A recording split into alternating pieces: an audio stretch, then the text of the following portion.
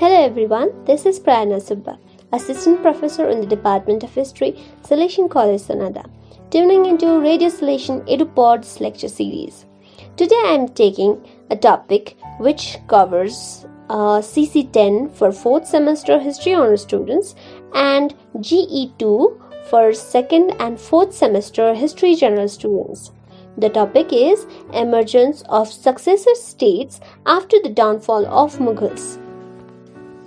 We know that the 18th century India is considered as a period of dark age because there was the downfall of this mighty kingdom or the mighty dynasty of Mughals. But after the decline of Mughals, we have another chapter in history of India, that was the rise of these regional states or the successor states. Now, these regional states were the states earlier under the Mughals only, but when these Mughals started falling weak, they started gaining their own independence. So, by the end of the 18th century, Mughals were the empire just for the namesake only. They were so weak that these smaller states gaining independence, gaining their own power, and they formed their own independent regional states.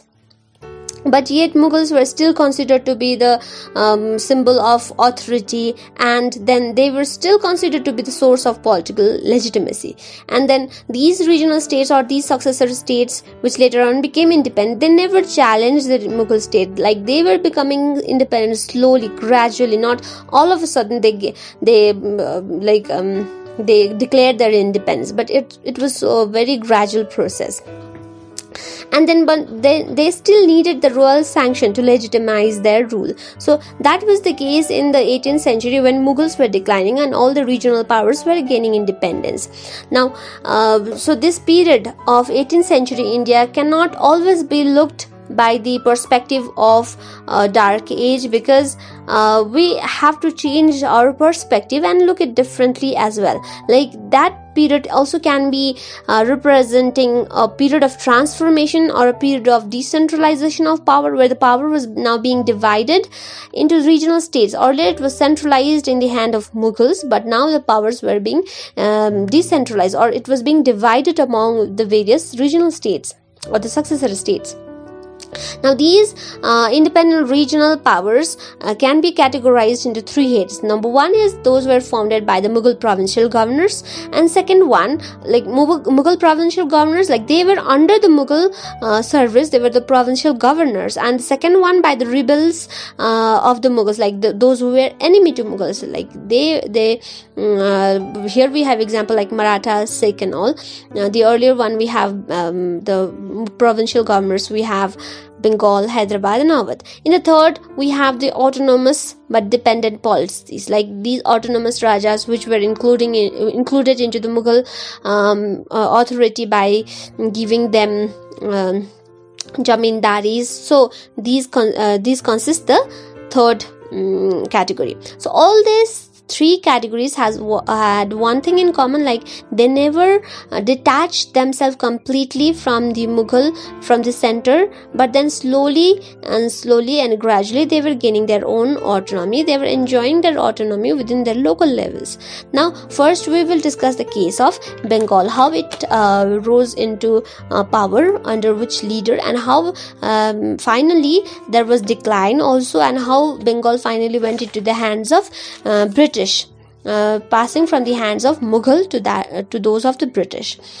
To talk about Bengal, we see that Bengal gradually became independent, and it gained its power under the leadership of Massoud Khan. Massoud Khan was a very efficient revenue administrator, and he was the governor of Bengal. Earlier, he was appointed as Diwan, or the collector of revenue, by Aurangzeb. Then, in order to look after the revenue administration of the province, because Bengal was very much prosperous region, the trade was very much lucrative over there, and production was also very much abundant. So, in order to streamline the revenue administration of the province, Aurangzeb had appointed Massoud Khan as Diwan of the area. Later on, Bahadur Shah also reconfirmed that position of Massoud Khan as the Diwan, and years later, again Farooq Shiar also confirmed his position as Diwar, but also he appointed him as deputy governor, like who is below governor, deputy governor of Bengal and Bihar as well. In 1707, he became both Nazim, that is governor, and Diwan as well. So now Massoud Khan had got two positions. He was Diwan also, revenue collector also, and he was governor also, Nazim also.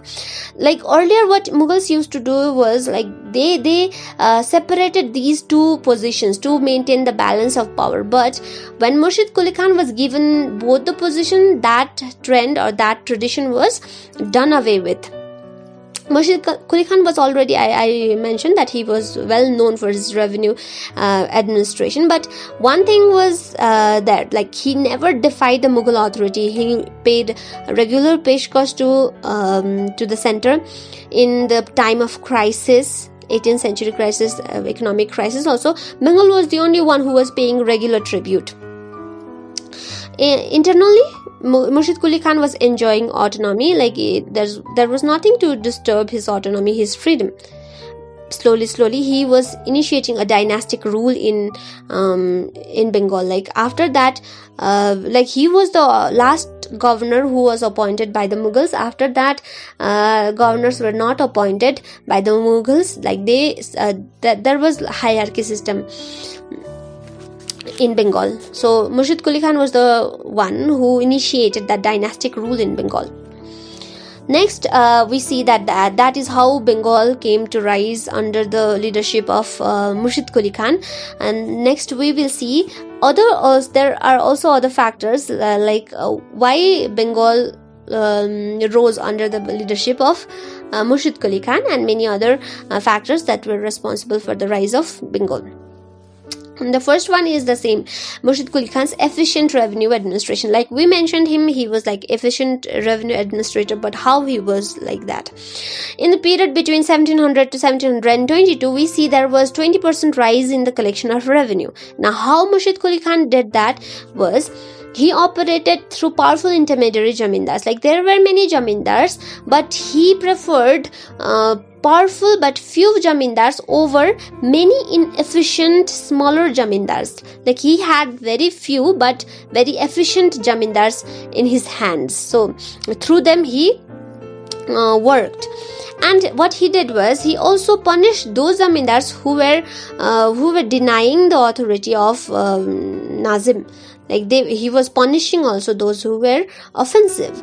And then what he did was, he converted majority of land into Khalisa land. We have already mentioned about Khalisa land. Khalisa land are those lands whose revenue directly goes to state treasury. So many of the lands were converted into Khalisa land, and then the Jagirdars who were assigned to those lands were transferred to the other regions of Orissa. And that is how Massoud Khan efficiently managed this revenue administration. And because he favored very few but efficient jamindars, there was rise of this class of jamindars. And by the time when Massoud Khan died in the year 1727, there were just 15 bigger or the larger jamindars who were collecting more than half of the revenue of the province. So these jamindars had become. Another factor for the rise of Bengal was its trade. We have already mentioned that Bengal was very much prosperous region, and the trade was very much lucrative in Bengal from very beginning. And the political stability which Bengal was providing, it further gave impetus to trade in the 17th century. Like silk, cotton, sugar, oil, clarified butter from Bengal, all these things used to go to Persia and Afghanistan via overland routes. Not only through overland routes, but through oceanic route also. There was port of Hooghly, which connected Bengal with Southeast Asia, Persian Gulf, and even Red Sea ports. During 18th century political turmoil, there was disturbance over overland trade, but then the oceanic trade, it thrived. In fact, there were many Europeans who were now wanting to invest into this oceanic trade of Bengal. like Dutch, French and English, especially in the first half of the 18th century. Now Bengal became the major destination for goods which were sent abroad, especially textile industries. Then Bengal enjoyed favorable balance of trade, like a lot of bullions came into Bengal and they were smoothly absorbed into cash economy. That is how we see that that at that time, because of affluent trade and lucrative trade, Bengal was enjoying that favor. And the another factor why we see the rise of Bengal was, as it's all connected, like because of the growth of trade, there was growth in the work of like there was growth in the number of traders and bankers also. Variety of merchants were there back then, which were very much active, like Hindus were also there, Muslims were also there, Armenians were also there. To give few examples, we have Omi Chand, a Hindu merchant, Khoja Wazid, an Armenian tycoon. They controlled over a fleet of ships, and the plus point was that they always enjoyed the cordial relation with the state. State never tried, like bureaucracy and the state never tried to squeeze these merchants. They were always patronized by the state. So we have already mentioned that Jamindars were to pay their revenue in time, and full revenue was to be paid. And so when sometimes they fall back for their own work, at that time they need money, and then they dependent on the bankers. There was very much growing demand for bankers. So that is how the bankers came into existence. They give financial security, and transaction was also safe. These bankers also enjoyed unprecedented patronage of the state, because they were also considered to be the supporting pillars of the power. Like after that, there was the growth of this banking house of Jagat Seth, who eventually became the treasurer of the provincial governor in the year 1730. They also controlled strategic control. They also had strategic control over the mint. So the rise of the traders and the bankers was also a plus point for the rise of Bengal. Another factor for the rise of Bengal was Murshid Quli Khan had all his good friends, relatives and loyalists into this imperial position, and all those who were against him were not given important positions, and they were also posted to faraway provinces. Now we'll see how at the time they were becoming very powerful in this period of growth, how Bengal was maintaining its relation with the center. With the center means with the Mughals. We have mentioned this earlier also, they were paying regular peshkars to the state, but internally within their own domain they were very much autonomous. To give an example, Murshid Quli Khan appointed his grandson, the son of his daughter, as his successor. But then unfortunately, that person, the grandson, that his name was Sarfaraz Khan, he was ousted by his own father, that is the son-in-law of Murshid Quli Khan, Sujauddin Mohammed Khan.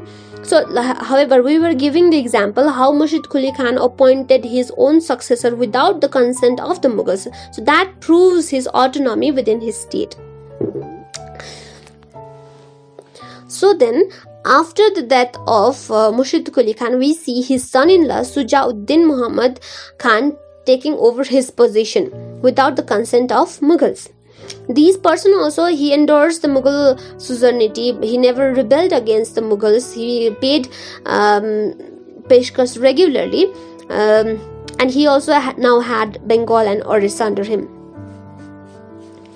But like his father-in-law, he also had his internal autonomy, and he was also supported by a number of bankers, traders, jamindars and merchants. Philip Calkins says in this context, by the year 1730s, the government of Bengal began to look more like government by cooperation of dominant forces in Bengal rather than the imposition of rule from outside. What he means is Bengal was now being controlled by the forces within, like by the bankers, by the traders, by jamindars, by the cooperation of all these groups and Nazim, Diwan and all. But Bengal was not controlled by outside. We will continue the same in the next class. Thank you. This and other episodes of Radio EduPods, Radio for Learning, are available on Listen to My Radio app at 6 p.m. from Monday to Friday and at 6 a.m. from Tuesday to Saturday. All episodes are available on Salesian TV YouTube channel. Share, like and subscribe Salesian TV, the ultimate learning resource channel.